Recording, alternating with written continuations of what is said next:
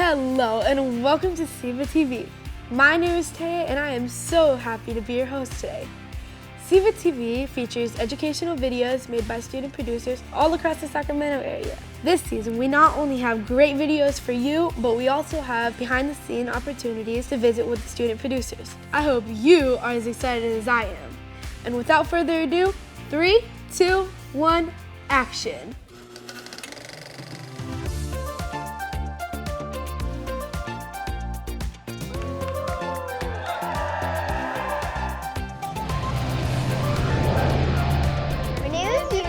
From Maryhill Midtown. Welcome back to Boys on a Mic. This is ways how to do a layup. Jump. Yeah.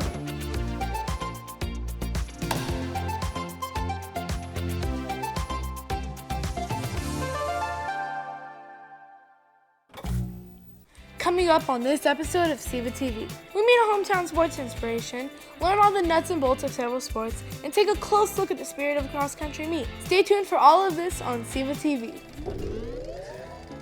Aimee from Campo High School shares her experience of interviewing and gaining confidence in the process. I interviewed a famous women's basketball champion who went here. Her name is Danielle Viglione. A few weeks ago, she had a jersey retirement ceremony. And so I got the opportunity to go there. Me and a partner filmed it, and I got to interview her, her former coach, and then some people who she kind of mentored. I thought it was just really fun, like getting to talk to her and just asking her all of my questions. She was super friendly. It was a good experience, and so I'm not afraid of like interviewing anymore. Yeah, it was nice. Let's watch these future newscasters. Last Friday, Del Campo held a ceremony in honor of retiring the number of former Del Campo student Danielle Viglione and celebrating her decorated career in the WNBA. Let's hear from the honoree and some important people in her life. Well, I'm super honored to be back. Have so many memories here at this school, and the fact that Dominique, the head coach, rallied everybody together to do such a special event tonight and a special time for me, my old teammates, my old coach, everyone that that's coming to the game tonight. Super special for me. I saw the decorations and I didn't even want to leave. I didn't even want to come do this video because I'm looking at all the cookies with 24 on them and the decorations and the newspaper clippings, balloons, and I hear that it made me cry when I heard the team did all that for me. I love it. I mean, she deserves every accolade possible. All her successes is something for people to look up to, especially younger generations of little girls, and I'm thrilled to be here. It's an honor to support somebody like her. Del Campo is a special place, and what makes it a special place are all the wonderful people. And for those people to do that, to recognize her, it serves a couple purposes. It's recognition of her and her accomplishments, and hopefully as well, it inspires some people what they can do, what they can dream if they put their mind and time into it. With photographer Patrick, I'm Aimee, reporting for DC Daily.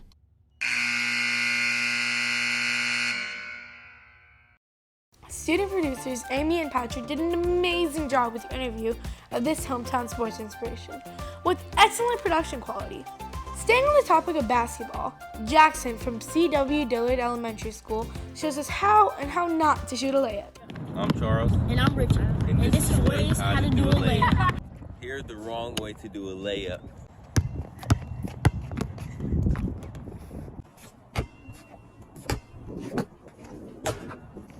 Now here's the right way how to do a layup. Yeah.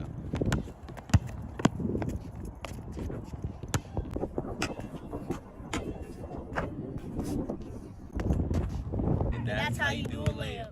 I needed that. I've been doing it wrong this whole time. Fun video. What if you're looking for something more spur at the moment? Zahidullah and Matthew from Heron School cover pickup games around Natomas. Hi, I'm Zahid. And I'm Matthew. In here, pickup games of pickleball and basketball in Natomas. A pickup game is a game of some kind that is not a part of regular scheduled season or competitive or championship series. Pickleball is a base tennis sport played with a paddle-like racket and a hollow ball hit over a 36-inch net in a rectangular court. Basketball is a game played between two teams in an indoor rectangular court with two hoops on each side. An opposing team has to defend their hoops so that the ball doesn't go through it and score. So, what's your favorite part about pickup sports?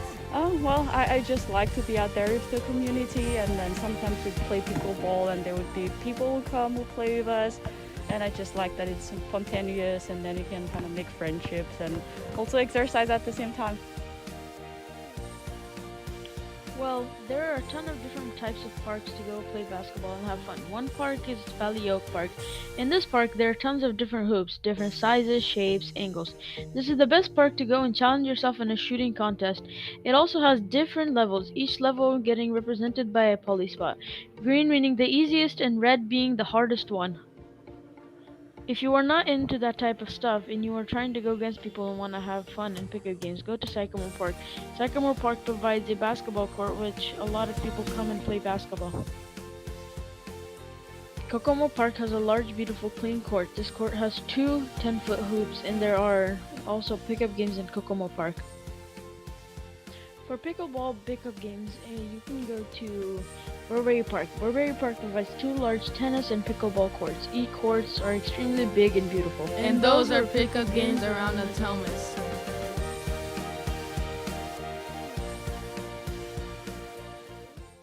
Those pickup games sound spontaneous and allow everyone to enjoy. Now, let's go to a rally at Verlinda High School covered by Kainoa that involves cheer, arm wrestling, and free throws. If Kainoa didn't produce it, it isn't produced right.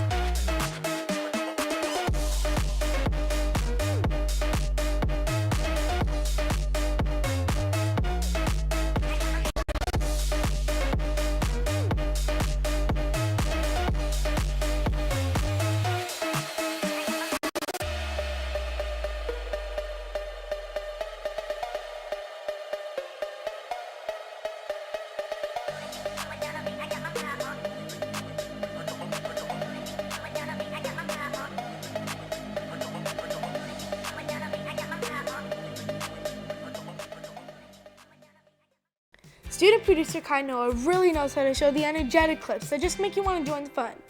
Now we'll hear from Chris from Katherine Albiani Middle School on his video about the basics of football.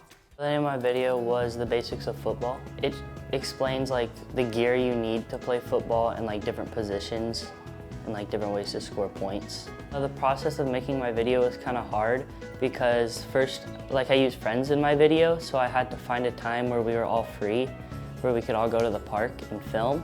And then I filmed it all and I started editing, but then I realized I needed to film more stuff.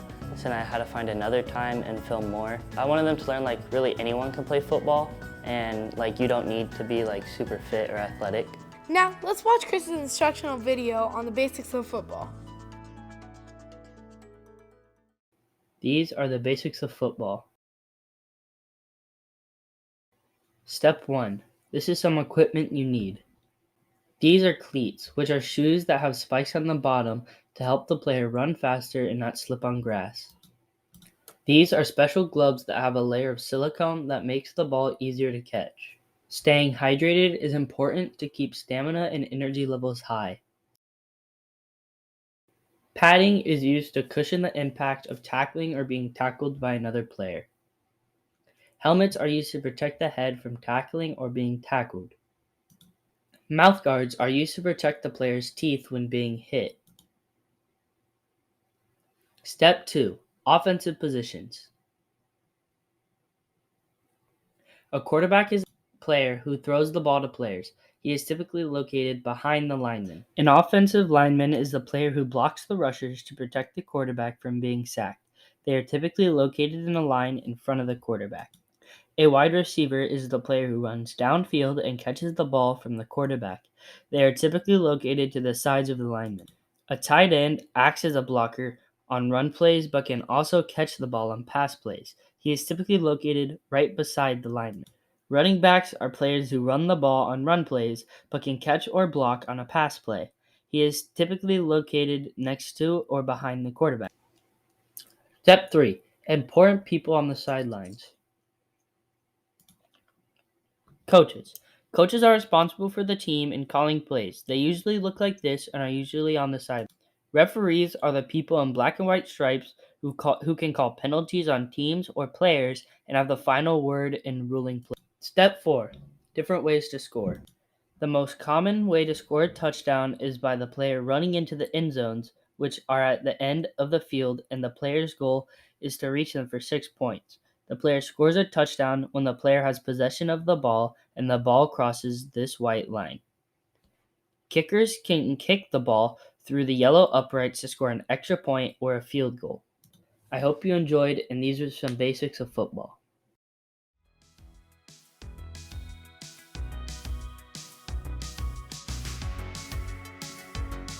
That is awesome.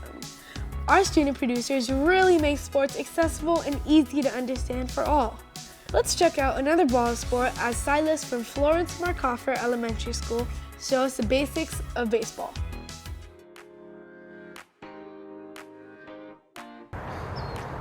Hello, my name is Silas Medley, and in this video I'll be teaching the basics of baseball. So let's start with fielding. So the equipment you're going to need is a baseball glove and a baseball. You can have more baseballs, but you can just have one baseball. And I'm going to teach you how to throw and catch first. So you're going to want to step, and when you step, you're going to have your arm up, and you want to do this and let go of the ball. So this is what it looks like. And then so if you keep repeating that, you should be better if you do it for a while. And that's one. So as you can see, we do. So you can throw, pop flies, or grounders. So we're gonna do pop flies now. So all I do with pop flies is just throw in the air and see if they catch it. As you can see, I just throw it in the air. It's not really important. Maybe probably seeing a batter hits the ball. Grounders. If you're an infielder, you should do grounders because sometimes the people can hit the batters hit the ball. So I'm going to teach you how to bat. So the equipment you're going to need is a baseball bat and maybe a helmet, but you don't really need a helmet for this because you can hit it off a tee. Or you can find a construction cone to hit the ball off of, and you have perfect timing. So this is how you swing the bat and move. So your stance is be like this, and when the ball is coming at you, and if it's like this high, like to your chest, to your waist, you're gonna step, and then turn your wrist and swing the bat. So now I'm gonna hit the ball to my friend Cooper and see what it looks. Almost hit. So that's probably a common hit you probably hit.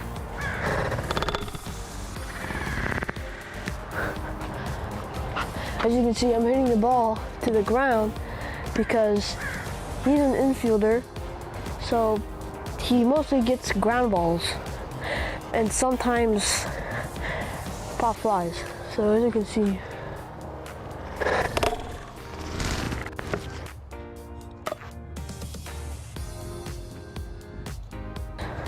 so sit 2 more and then we'll get into, as you can see, they shuffle. He shuffles, and that's what you do to get the ball. Is you shuffle. I mean, it doesn't matter you don't shuffle, but the fielders do shuffle so they get the ball. And see this. So you see he's running for the ball. Probably left field will get the ball. I had a little too far. Now I'm gonna be the fielder, and he's gonna be the batter. So you're gonna see how I feel. So. See how I caught the ball that bounced up? And I can shuffle a little bit.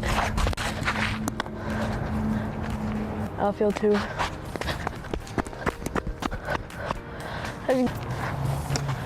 That'll be to the catcher. We're gonna go pitching. So pitching is an important position in baseball. You need to have good accuracy, good timing, and good speed of throwing the ball. So, and plus there's a lot of different ways you can throw a ball. So you can do a slider, curveball, here. I'm not gonna pitch faster because that was a bad. You gotta have timing and accuracy.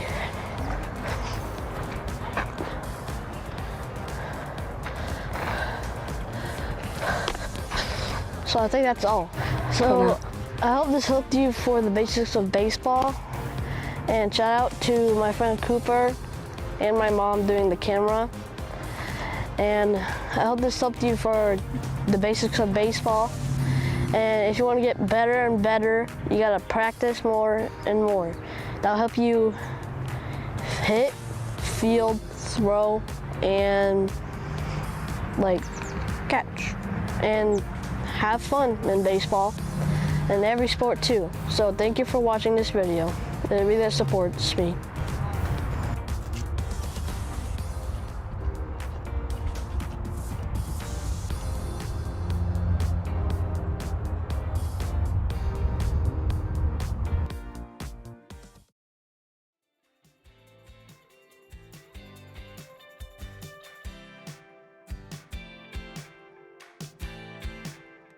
Great job, Silas. Now, let's shift to a history lesson, but it's still about a very famous sport. Adelle from McCaffrey Middle School tells us all about the history of volleyball.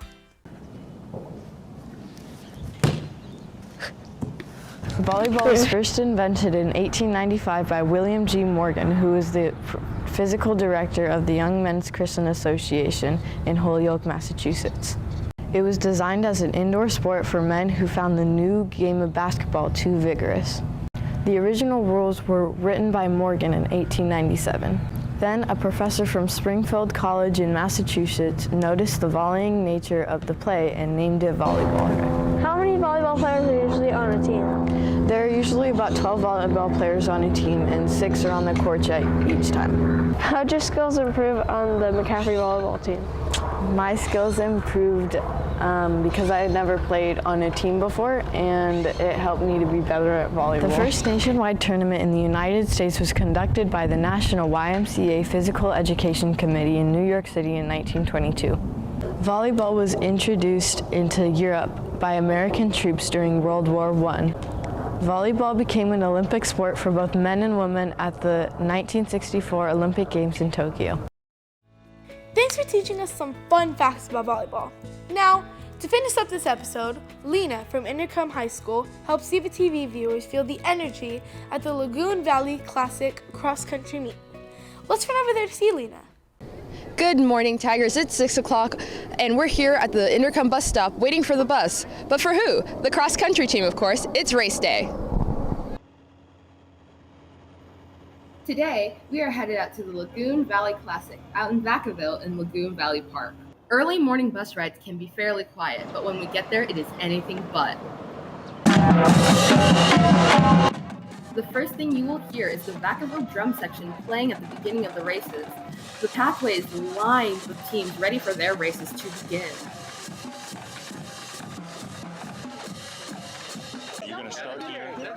We were able to interview some of our Inderkum cross-country runners before their race began. Let's take a look. And what's your favorite course? My favorite course is Frogtown, even though everybody hates it. My favorite course is the flat stack one, Gibson Ranch, because it's just flat and easy.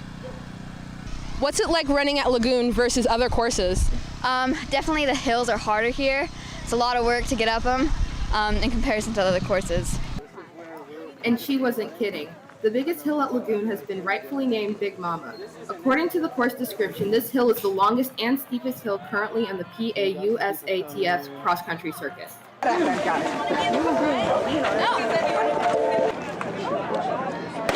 go, Runners runners will either run a 5K, which is 3 miles, or a 3K, which is 2 miles. Let's go, you got this. Show move. Let's go, Justin.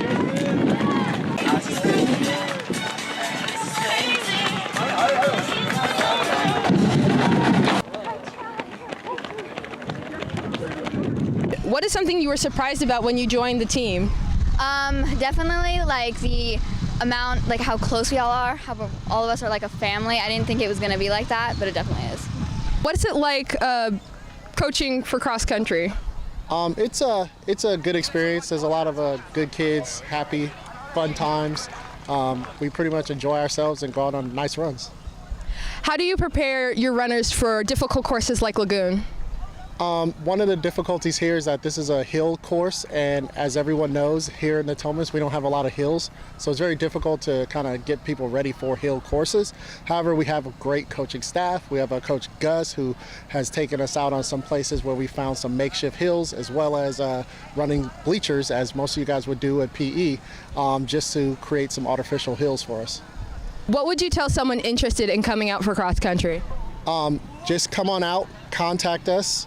We practice Monday through Friday, 3:45. Just meet us over at the stadium. Come speak to myself, Coach Knowles, or you can talk to Coach Gus, or anyone else that's on the cross country team can get you that information.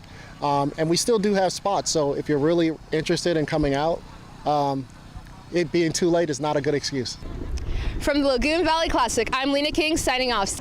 Tigers on me! Tigers on 3! 1, 2, 3, Tigers! Well, that wraps up our episode for today. But don't worry, we have more episodes of SEVA TV coming your way. For more content, check us out on secctv.org or find us on your favorite platform, X, Facebook, Insta, and YouTube. We have it all. My name is Taya, and thanks for joining me for this week's episode of SEVA TV. Until next time.